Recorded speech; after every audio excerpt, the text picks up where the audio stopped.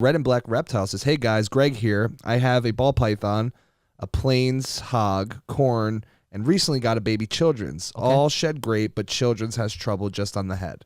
Okay. Yeah, I mean, just again, might be a little bit of a humidity issue in the children's because children's require a little bit more humidity than the other animals that you have in that group. But one of the things you can do, especially on the head, is you can put it into a plastic tub and basically get damp paper towel and try to put the damp paper towel over the animal. So even maybe 2 or 3 layers of it. So you don't want to like stuff it down to where it can't get away. It's fine if it gets out. It's completely fine. But it also might stay underneath it and moisten that up a little bit. The other thing you can do very, very gently, if it's not super stuck, is you get the rubber thumbs that are used for counting money. You can buy them for like 99 cents at the office stores. And you literally just go from the nose back to the back and just gently rub. And that rubber will actually catch the skin and peel it off. Real simple. But if it's stuck too much, it can rip the skin, so don't do it just too like your hard. Sunburn, right? Yeah, so don't do it too hard, but it's a good technique to get shed off without having to soak it for too long. Or if you're soaking it. The head is a tough spot, right? Because you can't really soak the animal in an inch of water because it'll stick its head out. Now its head's not getting moist, right? But the paper towel thing works, and the rubber thing works as well. Maria says, sending some positivity. I can't wait to meet you guys. She's the one that lives in Alaska that works on the halibut fishing boat. Fucking crazy. You showed me some pictures. Yeah, dude. I mean, dude, wherever she's at looks gorgeous, dude. She's crazy. So pretty. That chick is out of her mind. Yeah, she's nuts. She's nuts, man. She's going to die one day. You're going to die out there on the ship. Get on that fucking cold suit or whatever you got going on. I cannot believe. Yeah, you got strength. I seriously, as much as I would. I mean, I don't even know. We're making him do it. I would like to try to do it. That's all you got to do. To try. Yeah, but I just would, as long as I would know that the boat would turn around if I needed it to. Yeah, not like it's like nope, we got 8 hours of fishing to do, bud. We're our 4 days. Yeah, because we'll be back on Tuesday. Because honestly, I'm good too. I'd be like, I would literally be swimming home if I do that. But no, seriously, it would be that would be a dream. And listen, I mean, fishing in Alaska. I'm not a fishing guy, but really only fished a couple times in my life. But we Lori and I have talked a lot about this summer. I want to fish some. Or at least try to fish. I don't know what I'm doing. I mean, I have no idea how you fish.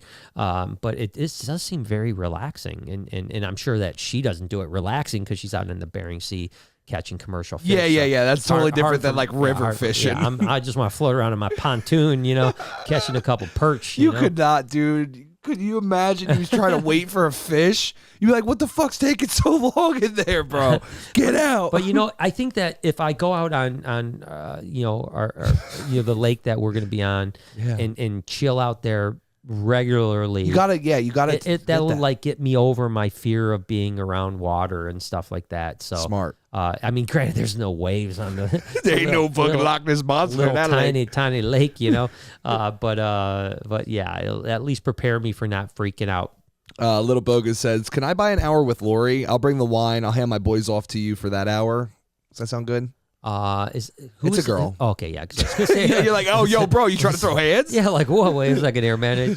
How much you gonna pay? Yeah, we're gonna have to talk about money here. Yeah. An hour. An hour? Shit, I haven't had an hour with her. Shit. Facts. Ooh, how much are you gonna have to pay? Yeah, but no, that's up to Lori, man. She's a hard bargainer, man. Yeah, when it comes to chilling. Lori tours are $3,000. Yeah, wine does help, man. But it costs $100K to ship a fucking coloring book, man. What do you think? You can only imagine what it costs for Lori's time. I mean, when I'm with her for 10 minutes, I'm feeling lucky. I'm handing her $100 bills. Yeah, well, thanks for sticking around, sweetheart. Yeah, thanks for sticking with me, baby. Scottish Rob said, for testing, you might want to reach out to Research Associates Laboratory in Texas. Yeah. Chad Little there is a BOA guy, did the IBD testing. Highly recommend. I would love that. Send me an email, please, and I will reach out to them and see. I'm assuming they're a PCR lab, and I don't know a whole lot about the IBD testing because, again, I haven't had that issue, but NITO I know a little bit about, and maybe they can be working with the NITO as well, and I'd love to work something out. I really would. I think that we need, as an industry, to push past this and to stop keeping it a dirty secret. Yeah. Because if people come out clean with it, we can eradicate it, instead of coughing. I mean, listen, I can imagine you went through a lot of suffering with that IBD, emotionally, mentally, waiting for those tests to come back, all those types of things. If we can eradicate that from the industry, that would be amazing. No one else has to deal with that, and, right? And it's not that costly to do it. You know what I mean? It's like it's something that is a relatively inexpensive thing that we could do, and we can set an industry standard. And even when we go back to legislation, when we start showing people that we're proactive as an industry on viruses, right? The pathogens, that's probably going to help us, right? Yeah. It's much like I didn't tell you just, Jay, but it's like obviously with all the craziness that has gone on, we're about to apply to become ZAA accredited. I don't at the know. Reptarium. What does that mean? So there's AZA and then there's ZAA, right? Wow, that was a good AZA one. is American Zoological Association, and then ZA is Zoological Association of America. Exactly. No, it's not, for Swear to real. God, That's same so thing. stupid. But the one AZA is what big zoos are, and a lot of big zoos are almost wanting to pull out of AZA because they become such control freaks. Yeah. That number one, they would never allow anyone to touch an animal. Even keepers can't touch animals in AZA these days. Wow. And then of course they have complete control over your animal stock. So they could say, hey, guess what? Salt needs to go to this other facility tomorrow. Yep. And you would have to do that to stay in accreditation. ZAA is not that way. It's more for small zoos like us. And what's the benefit? Well, you're accredited. Oh, cool. You're Very cool. accredited. So, essentially it just gives you an accreditation that gives you kind of that, like, hey, guess what? I'm a, Actual I'm a, AAA Better Business Bureau, whatever, good. type Cool. of thing. That's so dope, dude. So we're applying for that. I mean, it could take several months before we You'll get the inspections and all that stuff. But yeah, it costs a little bit of money, but I think it's money well spent. Eric says, what kind of milk snakes will you be breeding this year? Quite a few, obviously Pueblans, Sinaloans, Nelsons, Hondurans, black milks, hopefully.